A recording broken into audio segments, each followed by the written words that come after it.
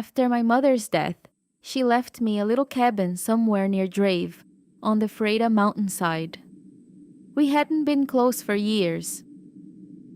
The cabin, which had been in our family for many generations, was among the very few things we never argued about, mostly because neither of us talked about it. I remembered spending summers there as a child, then refusing to go once I was old enough to choose. I went back in August to clear it out before putting it up for sale. Portugal had been on the alert for the extreme heat for days. By noon, the road through the hills looked bleached white, and the weeds along the cabin had turned into crisp straw. Most of the nearby houses were shuttered. Most looked abandoned completely. The interior was even worse. The whole cabin was heated to unbearable levels. An old portable air conditioner rattled in the living room with no effect, so I opened the bedroom doors and ran a box fan through the corridor. There was also a smell. Not rot exactly, more like old food, dust, and something sour that got stronger as the cabin heated up. I spent the afternoon sorting cupboards and putting all the things into bags. Most things were exactly where I remembered them. Then I found 3 empty water bottles behind a pile of old pans. They were clear plastic, not dusty like everything around them. I assumed that those people who checked up on the property after my mother died had left them. Later, while cleaning the pantry, I heard a dull movement under my feet. One soft scrape, and then some weight shifting against wood. The cabin was old enough that I could explain almost any sound. Pipes, mice, timber expanding with the heat. I kept working. By early evening, I noticed something else. The area near the pantry was noticeably cooler. That was when I remembered the cellar.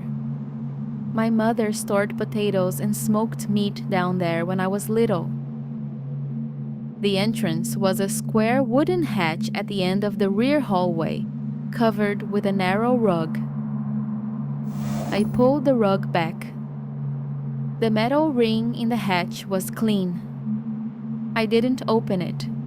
I had already decided I would deal with whatever was down there in daylight. That night, the heat barely dropped. I slept above the sheets with the bedroom door open, listening to the insects hitting the window screen.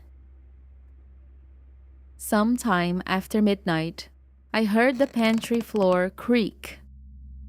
Not the quick scratching that I heard before. A slow pressure.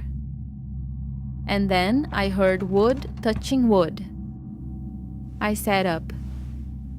From the bedroom doorway, I could see part of the rear hall. The cellar hatch was no longer flat. One of its corners lifted. I saw it raising another few inches. A hand appeared around the edge. And then an arm. I didn't wait to see the person. I took my keys from the dresser, grabbed my phone, and slipped through the bedroom side door onto the porch. Just before arriving to the car, the kitchen light switched on behind me. I turned around to take one look. A man was standing beside the sink, drinking straight from one of my water bottles. I drove until I had enough signal to call the police. They searched the cabin later that night but didn't find anybody. In the cellar, they found a thin mattress placed behind some old shelving, several empty bottles, food wrappers, some batteries, and a bucket with clothes. One officer told me it did not look temporary.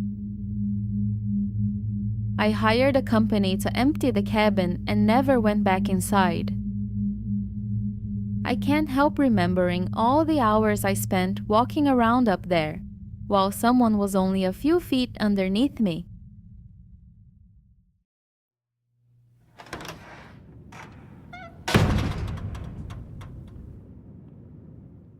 Like,